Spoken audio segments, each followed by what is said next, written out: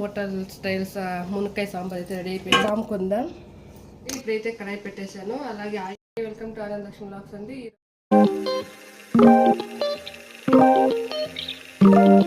ఈరోజు మా ఇంట్లో హోటల్ స్టైల్ మునక్కాయ సాంబార్ అయితే చేస్తున్నాను. అది ఎలా చేయాలో చూపిస్తాను రండి.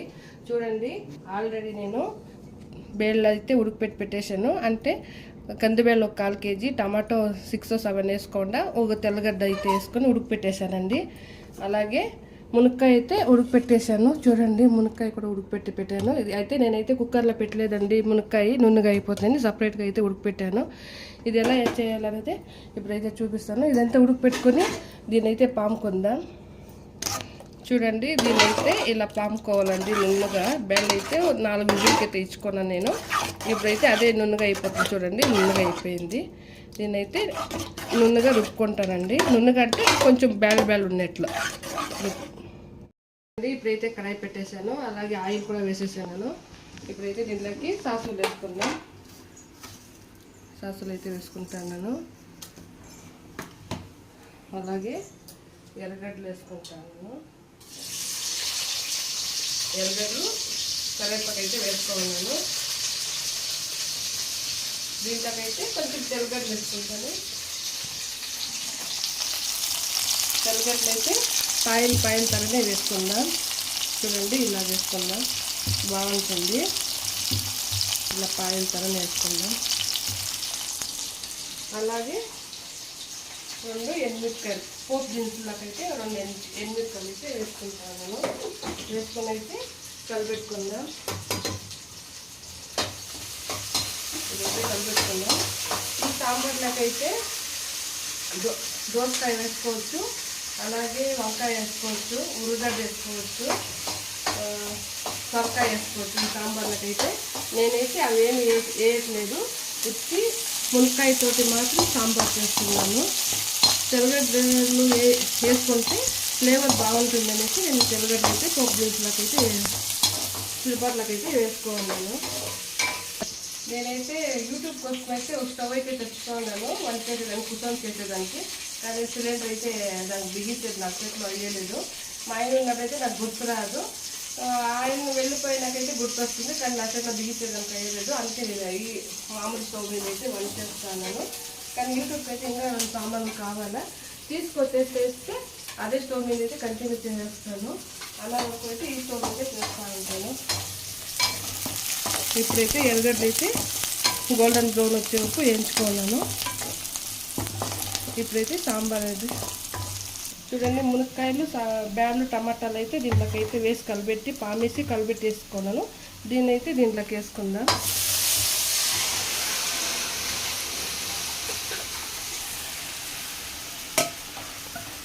ఇలా అయితే వేసుకున్నాను. దీంట్లోకైతే పుల్లు వేసుకుందాం. ఇప్పుడైతే ఎంటీఆర్ సాంబార్ పౌడర్ అయితే వేసుకున్నాను నేను, ఒక ప్యాకెట్ అయితే. అదైతేనే బాగుంటుంది సాంబార్కి. అలాగే చిల్లీ పౌడర్ ఒక 1/2 teaspoon వేస్తాను. ఎందుకంటే మేము కారం తక్కువ అండి తినేది, అందుకే నేను కారం తక్కువ అని చెప్తానే ఉంటాను. మీరు ఎక్కువ కావాలంటే మీరు ఎక్కువ వేసుకోవచ్చు. దీనికి టేస్ట్ ఎందుకు వస్తుందంటే ఇది ధనియాల పొడి అయితే నేను 2 spoon వేస్తాను. దీని ఇచ్చి అయితే టేస్ట్ అనేది బాగుంటుంది. ధనియాల పొడి వేసేది వల్ల నేనైతే 2 spoons వేసుకున్నాను. అలాగే కొంచెం పసుపు అయితే ఒక 1/2 teaspoon వేసుకుంటాను. చూడండి, ఇదైతే ఇలా కలిపెట్టుకోవాలి.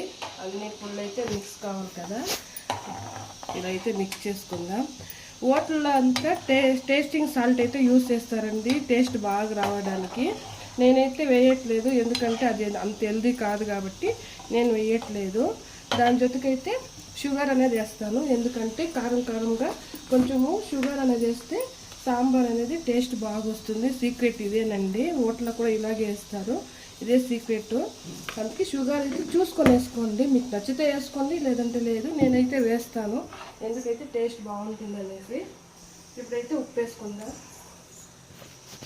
ఉప్పు అయితే మీకు టేస్ట్కి ఎంత కావాలో అంత వేసుకోండి. నేనైతే రాయి ఉప్పు అయితే నాకు టేస్ట్కి ఎంత కావాలో అంతైతే వేసుకుంటా ఉన్నాను. ఇప్పుడైతే వాటర్ వేసుకుంటాను.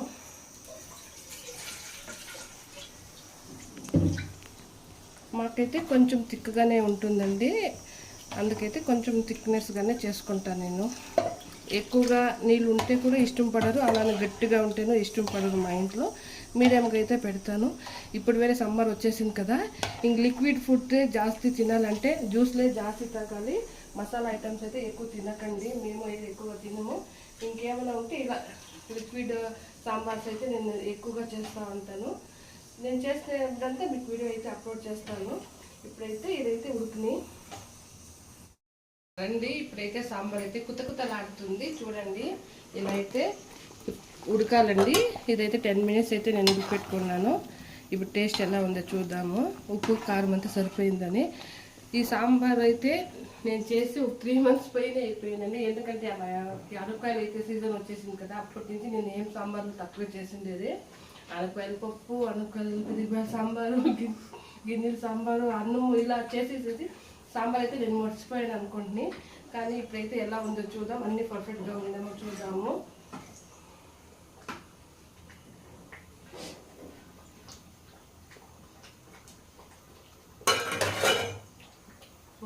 సూపర్గా ఉందండి.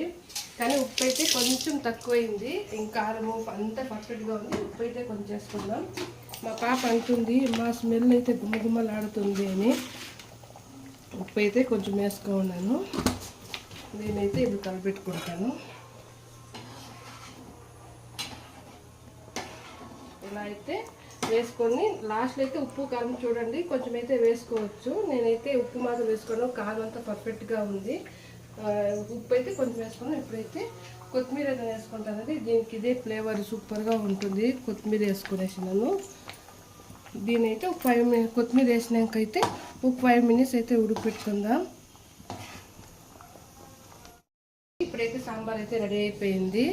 చూడండి ఎలా ఉందో, హోటల్ స్టైల్స్ మునక్కాయ సాంబార్ అయితే రెడీ అయిపోయింది. మునక్కాయ అంటే జ్ఞాపకం వచ్చింది చూడండి. మునక్కాయ మన కుక్కర్లో ఉడికిపెడితే కన్నా ఇవైతే ఇరిగిపోతాయండి. ఇక్కడ చూడండి నేను సపరేట్గా వేయించిన దానికి ఇరుగు కూడా ఇరగలేదు చూడండి. అలా అయితే ఉంటుంది, మనం తినే కూడా బాగుంటుంది. అందుకే సపరేట్గా అయితే వేయించుకోండి. ఇదండి చూడండి సాంబార్ అయిపోయింది. అలాగే దీని జొత్తులోనే జొన్నలు అయితే ఉడికి పెట్టేశాను, అలాగే రైస్ అయితే పెట్టేశాను మధ్యాహ్నం లంచ్ కండి. ఇది చూడండి, ఇదైతే హోటల్ స్టైల్ మునక్కాయ సాంబార్ అయితే రెడీ అయిపోయింది. మీకు నచ్చితే లైక్ చేయండి, షేర్ చేయండి, సబ్స్క్రైబ్ చేసుకోండి.